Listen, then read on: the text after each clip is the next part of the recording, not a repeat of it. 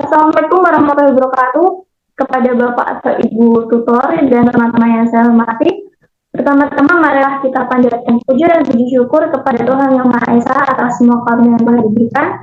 Atas izin dan nikmatnya, kita dapat bertemu di acara ini dalam rangka penyampaian materi tentang COVID-19 dengan tema COVID-19 sepele tapi mematikan. Walaupun dalam video, izinkan saya memperkenalkan diri. Nama saya Deva Putri Cahyadi dari Prodi Manajemen S1 dengan nomor NIM 0451592214. COVID-19 merupakan penyakit yang disebabkan oleh coronavirus atau SARS-CoV-19.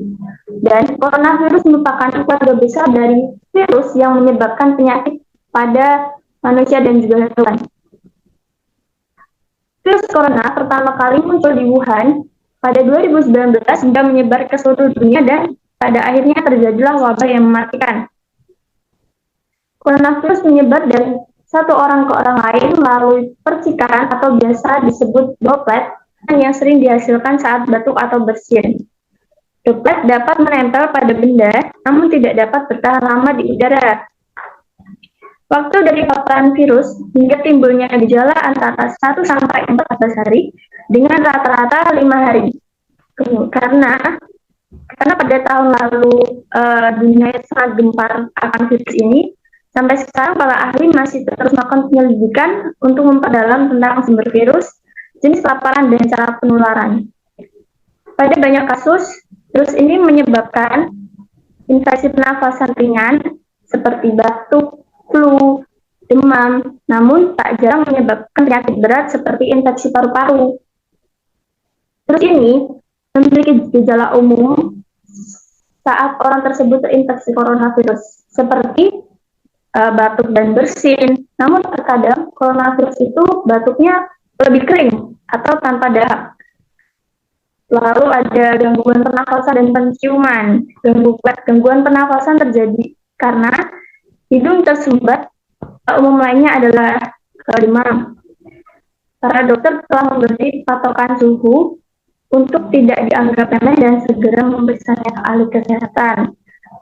Untuk bayi, suhu sekitar 38 Celcius dan anak-anak suhu di atas 39 Celcius, dewasa suhu di sekitar 39,4 atau lebih, itu harus segera periksa ke dokter. Oke, banyak juga yang beranggapan bahwa setelah terjangkit virus COVID-19 membuat dirinya mudah lelah, cepat capek. Apa sih penyebabnya? Menurut keterangan NHS atau National Health Service di Inggris, kondisi mudah lelah dirasakan oleh sebagian orang dengan gejala COVID-19 yang berlangsung berminggu-minggu. Wah, berminggu-minggu? Bahkan bisa lebih. Nah, NHS juga menyebutkan hal itu menjadi namanya sindrom pasca COVID-19 atau long COVID.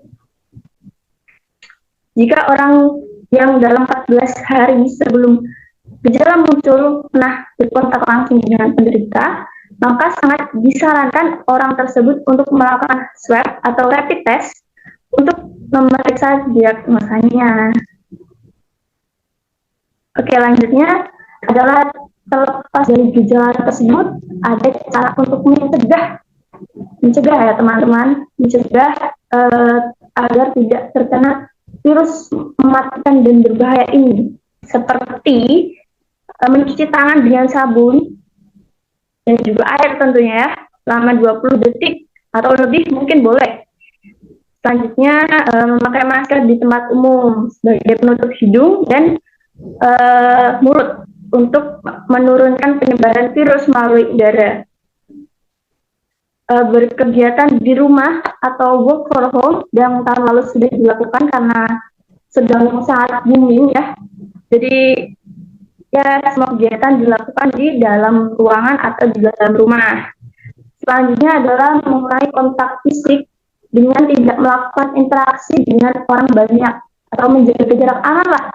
Kalau misal sekiranya ada rame-rame, kalian pergi biar tidak terkena atau terjangkit virus tersebut gitu. Terus ada syaratnya nih, cara pencegahan itu menjaga jarak aman dengan jarak berapa sih? dengan jarak 1 sampai 2 meter. Oke, selanjutnya, oke, ini ada dampak dari COVID-19. Dampak pandemi COVID-19 terhadap dunia kerja dinilai sebagai bencana dan jauh lebih parah dari krisis atau pandemi sebelumnya. COVID-19 mempengaruhi semua segi kehidupan, baik aspek ekonomi, sosial, pendidikan, terutama bagian kesehatan. Oke, yang pertama ada bagian ekonomi. Pandemi COVID-19 merupakan menjadikan krisis ekonomi menjadi isu menarik akhir-akhir ini. Tentunya membawa dampak yang cukup besar terhadap perekonomian global sampai ke global, guys. Dari sisi ekonomi jelas berdampak sangat keras bagi baik secara individu, perusahaan maupun pemerintahan di seluruh dunia tanpa terkecuali. Namun di balik itu juga ada yang mengalami peningkatan penjualan atau pendapatan akibat efek dari pandemi ini. Seperti mungkin ada yang menjual masker, alat kesehatan, seperti itu. Nah, yang mengalami penurunan itu siapa sih? Yang kayak restoran, karena kita ada work from home yang tidak boleh keluar dari rumah, ya jadi mengalami penurunan. Terus ada dari pariwisata juga, transportasi. Selanjutnya ada dari bidang sosial. Ya, pandemi COVID-19 telah membawa perubahan besar dari seluruh lapisan masyarakat di berbagai aspek. Termasuk di dalamnya adalah aspek sosial budaya dengan memaksa masyarakat menjalani kehidupan yang berbeda. Munculnya kebiasaan baru ini membuat masyarakat harus beradaptasi dengan lingkungannya, dan masyarakat yang berdampak pada perubahan pola pikir, pandangan, serta sikap masyarakat dalam kehidupan sehari-hari. Masyarakat sebagai makhluk sosial yang harus berdampingan dan selalu membutuhkan bantuan sosial, bantuan orang lain. Kini, di kalangan pandemi, mereka dipaksa untuk hidup lebih individu. Bukannya tidak boleh saling tolong-menolong, tapi lebih menjaga jarak dengan orang lain, seperti itu. Selanjutnya ada di bidang pendidikan. Pendidikan juga kena atas dampak dari COVID-19 ini. Apa sih dampaknya?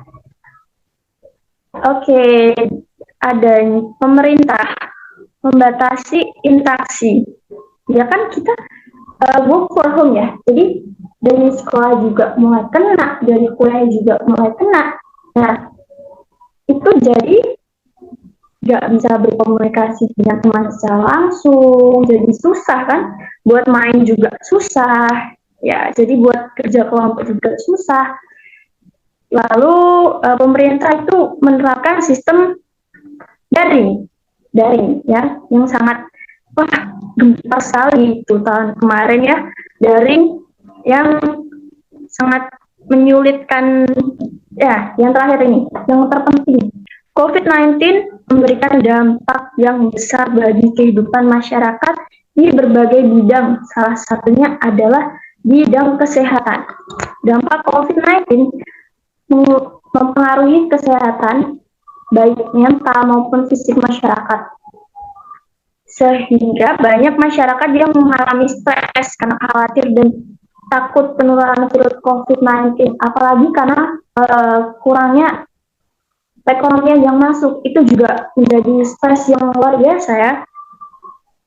Semakin banyak masyarakat yang mengalami stres, itu juga semakin kecilnya imun gitu, jadi makin tambah gampang untuk diserang oleh COVID-19. Upaya-upaya yang dapat dilakukan tadi ya, makan yang bergizi dan rutin. Jadi kita nggak lupa buat olahraga juga, terus juga oh ya Dede apa terkena sinar matahari secara langsung di pagi hari itu. Demikian materi yang dapat saya sampaikan, semoga bermanfaat bagi kita semua. Mohon maaf bila ada kata-kata yang kurang berkenan. Wassalamualaikum warahmatullahi wabarakatuh.